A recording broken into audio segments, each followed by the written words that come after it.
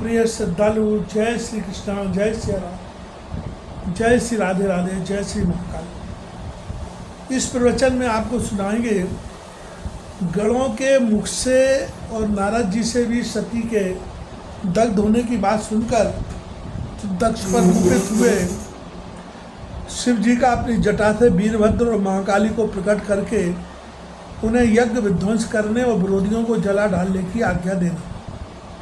ब्रह्मा जी कहते हैं, नारद भय आकाशवाणी सुनकर सब देवता आदि भयभीत तथा विस्मित हो गए। उनके मुख से कोई बात नहीं निकली। वे इस तरह खड़े या बैठे रह गए मानो उन पर विशेष मोह छा गया हो। भृगु के मंत्र बल से भाग जाने के कारण जो वीर शिवगण नष्ट होने से बच गए थे, वे शिव की शरण में गए। उन सब ने अमित तेजस्वी भगवान रुद्र को भली भांति सादर प्रणाम करके महायज्ञ में जो कुछ हुआ था वह सारी घटना कह सुनाई।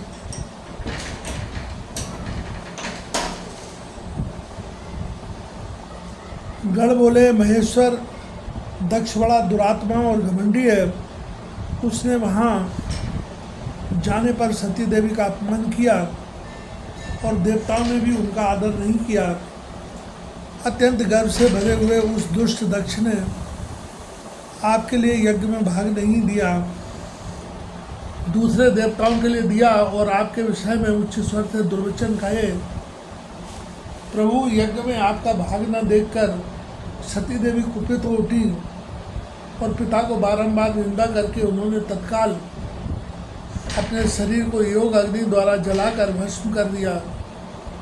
यह देख 10,000 से अधिक पार्षद लज्जा व शस्त्रों द्वारा अपने ही अंगों को काट काट कर वहाँ मर गए। शेष हम लोग दक्ष पर कुपित हो उठे और सबको भय पहुंचाते हुए वेगपूर्वक उस यज्ञ का विध्वंस करने को उद्यत हो गए। परंतु विरोधी भृगु ने अपने प्रभाव से हमें तिरस्कृत कर दिया। हम उनके मंत्र बल का सामना न कर सके। प्रभु, विशंभर बेगी हम लोग आज आपकी शरण में आए हैं। दयालु वहाँ प्राप्त हुए भय से आप हमें बचाइए, निर्भय कीजिए। महाप्रभु, उस यज्ञ में दक्ष आदि सभी दुष्टों ने घमंड में आकर आपका विशेष रूप से अपमान किया है। कल्याणकारी शिव, इस प्रकार हमने अपना सती देवी का और मूढ़ बुद्धि वाले दक्ष आदि का सारा वृत्तांत कह सुनाया। अब आपकी जैसी इच्छा हो वैसा करें। ब्रह्मा जी कहते हैं कि नारद अपने पार्षदों की यह बात सुनकर भगवान शिव ने वहाँ की सारी घटना जानने के लिए शीघ्र ही तुम्हारा स्मरण किया। देवर से तुम दिव्य दृष्टि से संपन्न हो, अतः भगवान के स्मरण करने पर तुम तुरंत वहाँ जा पहुँचे और शंकर जी को भक्तिपूर्वक प्रणाम करके खड़े हो गए। स्वामी शिव ने तुम्हारी प्रशंसा करके तुमसे यज्ञ दक्ष में गई हुई सती का समाचार तथा दूसरी घटनाओं को पूछा। तात शंभु के पूछने पर शिव में मन लगाए रखने वाले तुमने शीघ्र ही वह सारा वृत्तांत कर सुनाया जो दक्ष यज्ञ में घटित हुआ था। उन्हें तुम्हारे मुख से निकली हुई बात सुनकर उस समय महान रौद्र पराक्रम से संपन्न सर्वेश्वर रुद्र ने तुरंत ही बड़ा भारी क्रोध प्रकट किया। लोक संहारकारी रुद्र ने अपने सिर से एक जटा उखाड़ी और उसे रोषपूर्वक उस पर्वत के ऊपर दे मारा। मुने भगवान शंकर के पटकने से उस जटा के 2 टुकड़े हो गए और महाप्रलय के समान भयंकर शब्द प्रकट हुआ। देवर से उस जटा के पूर्व भाग से महाभयंकर महाबली वीरभद्र प्रकट हुए, जो समस्त शिवगणों के अगुआ है। वे भूमंडल को सब ओर से व्याप्त करके उससे भी 10 अंगुल अधिक होकर खड़े हो गए। देखने में वे प्रलयाग्नि के समान जान पड़ते थे। उनका शरीर बहुत ऊंचा था, वे 1000 भुजाओं से युक्त थे। उन सर्वसमर्थ महारुद्र के क्रोधपूर्वक प्रकट हुए निश्वास से 100 प्रकार के ज्वर और 13 प्रकार के सन्निपात रोग पैदा हो गए। तात उस जटा के दूसरे भाग से महाकाली उत्पन्न हुई, जो बड़ी भयंकर दिखाई देती थी। वे करोड़ों भूतों से घिरी हुई थी। जो ज्वर पैदा हुए तो सबके सब शरीरधारी, क्रूर और समस्त लोगों के लिए भयंकर थे।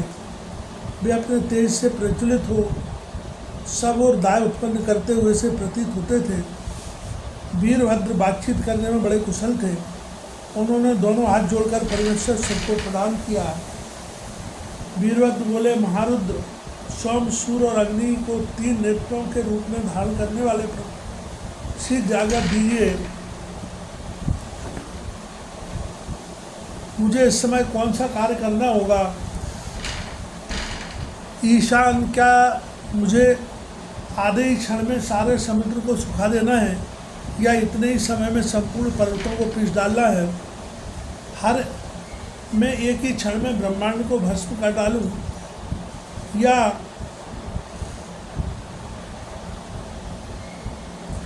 शंकर ईशान, क्या मैं समस्त लोगों को उलट पुलट दूं, या संपूर्ण प्राणियों का विनाश कर डालूं? महेश्वर, आपकी कृपा से कहीं कोई भी ऐसा कार्य नहीं है जिसे मैं न कर सकूं। पराक्रम के द्वारा मेरी समानता करने वाला वीर न पहले कभी हुआ है न आगे होगा।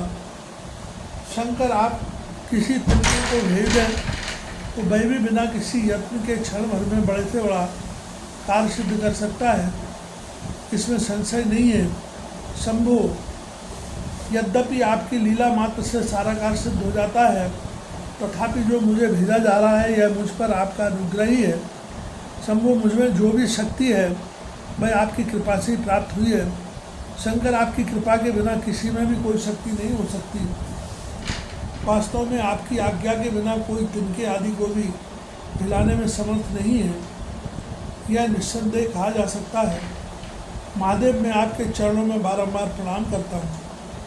हर आप अपने अभीष्ट कार्य की सिद्धि के लिए आज मुझे शीघ्र ही भेजिए। शंभु, मेरे दाहिने अंग बारंबार फड़क रहे हैं, इससे सूचित होता है कि मेरी विजय अवश्य होगी, अतः प्रभु मुझे भेजिए। शंकर, आज मुझे कोई अभूतपूर्व विशेष हर्ष तथा उत्साह का अनुभव हो रहा है और मेरा चित्त आपके चरण कमलों में लगा हुआ है, अतः पग पग पर मेरे लिए शुभ परिणाम का विस्तार होगा।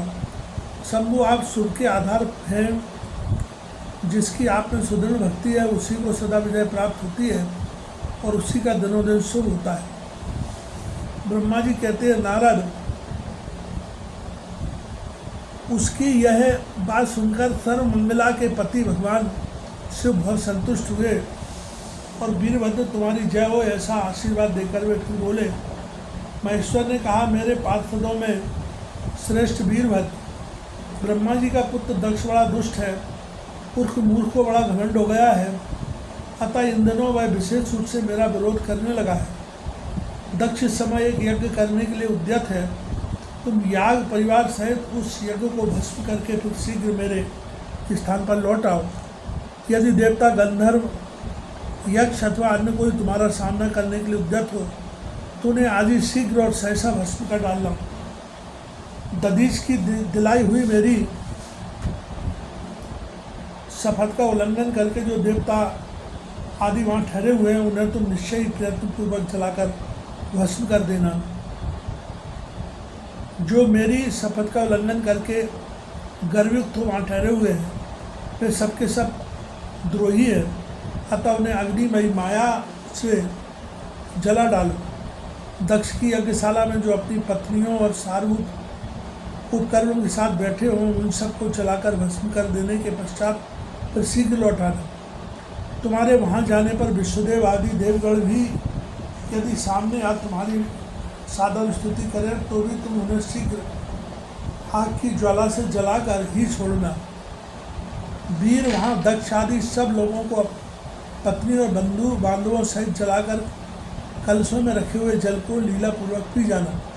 ब्रह्मा जी कहते हैं, नारद, जो वैदिक मर्यादा के पालक, काल के भी शत्रु तथा सबके ईश्वर हैं, वे भगवान रुद्र रोष या लाल आंखें किए महावीर वीरभद्र से ऐसा कहकर चुप हो गए।